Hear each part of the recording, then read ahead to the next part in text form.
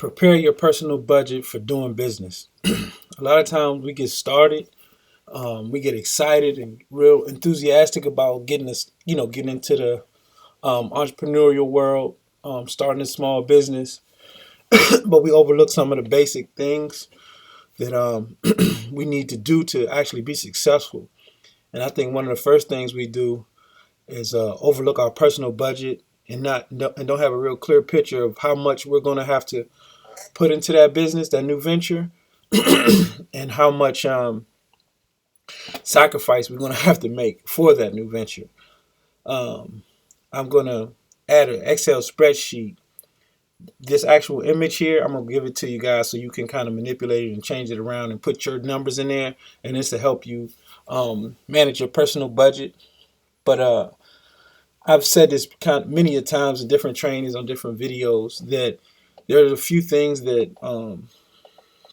we have to be willing to sacrifice to be successful in a business. At the end of the day, your business success depends on how much money you can put into it, how much time and effort you can put into it, and that's really it. There's no getting around it. You're going to have to make cash investments. You need working capital. So to do that, I mean, obviously our program is designed to start with the low budget. We try to work with all budgets and helping people get started with their home care services on the most, smallest budget as possible, but there still has to be something there for us to work with and something for you to work with, for you're just not spinning your wheels and you're actually making progress. The first thing, so like statistically, we as Americans spend, where we waste a lot of our money at is on where we live, the transportation, like our cars and car notes and stuff like that, and eating and dining. Dining out usually, not grocery shopping, and just eating out. So like these are three things that you really want to correct if they're not at the most efficient way possible at the moment for you. If you're probably living in a place that's,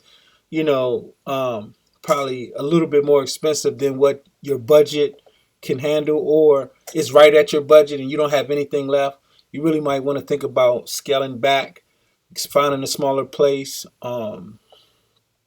Not maybe, I'm not saying go to a terrible neighborhood, but maybe going back a little bit, taking a couple steps back so you can take a lot of steps forward. This way you can, maybe you can cut your rent down $200-300 a month. It may be possible, may not be possible. It depends on your level of commitment and your ability to sacrifice in the short term for a long term goal. And I know it's a touchy thing to say, move, get a smaller place, but if you're serious, and when you start studying like the billionaires and the ultra successful people in the world and how they started, you'll start to see that like guys like Elon Musk, when he first, the dude who owns Tesla, one of my, I read all his books and stuff like that, one of my favorite entrepreneurs today. He lived in an office and he bathed at the YMCA, but now he's worth 20 something $billion. So it's like, it's a mindset. He said, okay, I'm not going to rent an apartment. I'm going to have an office because this is where I need to do business. And I'm going to bathe at the YMCA. And we'll just eat whatever we can while we build these projects, while we build PayPal. You know what I mean? So that's the type of commitment and sacrifice that you might want to think about making. And then, like I said, next is the car. Is your car too expensive? Are you paying, again, is it putting your monthly budget based on your income at the, maximum? Like we have very little left over. Can you downgrade? Can you use public transportation to be successful? Are you in an urban environment where you could use public transportation? Or can you, just buy a car outright, and not have to bank no car notes? Maybe this isn't an issue for you. I'm just putting it out there. This is the second, biggest liability statistically that Americans have. It's where they live, how they travel, how they, how the car, their transportation, and then they're dining out. And I really want you guys to think about that. Are you eating out when you could be making lunches and taking stuff to work?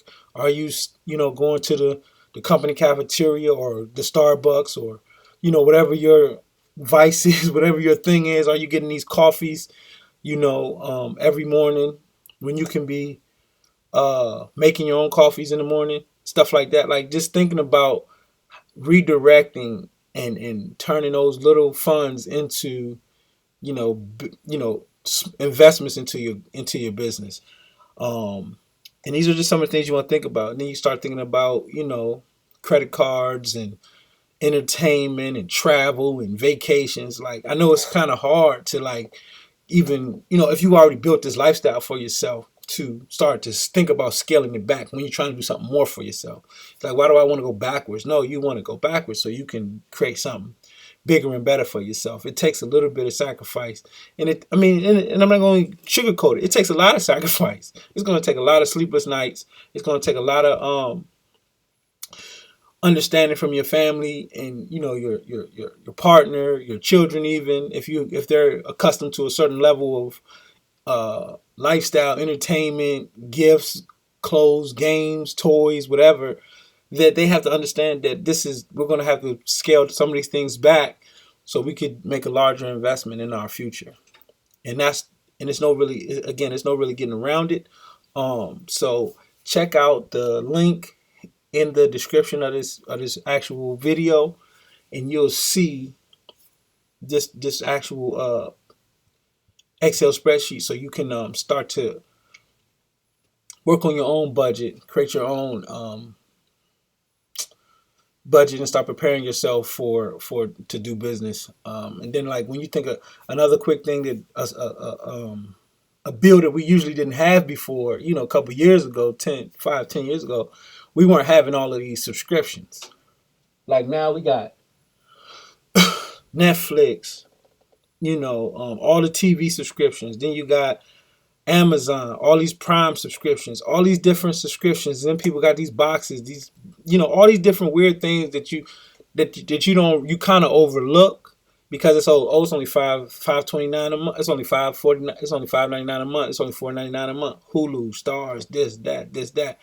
But if you start adding that stuff up, you be paying, $100, $250, $200, $100, whatever, and subscriptions every month. That adds up at the end of the year. Those funds could be redirected to either your education. If you're going to be on any subscription, any entertainment subscription, I would say get at audible.com so you can read, and get your family in a reading, a reading routine, opposed to just always, drooling in front of the TV. I try to read a book a week, and it allows me to develop and grow not only just my business, because it's not always about money. I'm even to the point where money is not a big thing for me anymore. I'm just excited about learning new things, becoming more wiser and more informed, and then I can, become a better teacher and a better parent, a better friend, and things like that to the people that are around me that I care about. So think about kind of like transitioning your entertainment into actual, learning experiences.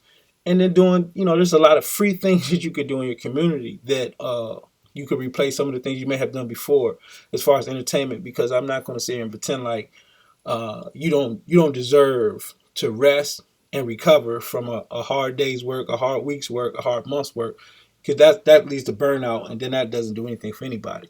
So you definitely want to have a balanced lifestyle, but it doesn't always have to cost you money to, have a good time, get out into the community, do different things. You just have to, be mindful of that. Instead of putting this $100 into my into streaming services, I could be spending, this $100 on, Google ads promoting my company online. So it's always something you could be doing. You could be using that $100 to hire a virtual assistant to help you build start to mine data for you to build a referral list, a list of potential referral sources. So it's like always something that you could do, opposed to, something that could be productive for your business, opposed to just kind of wasting away cash to other people pushing their agenda instead of focusing on your own. So hopefully this was helpful and just give you some ideas of some of the things that you want to focus on going forward, and how you prepare to do business, and prepare your budget and everybody's budget around you that you have influence in, if you're going to have a partner, if you have a partner, and things of that nature. So hopefully this was helpful. Catch you on the next one.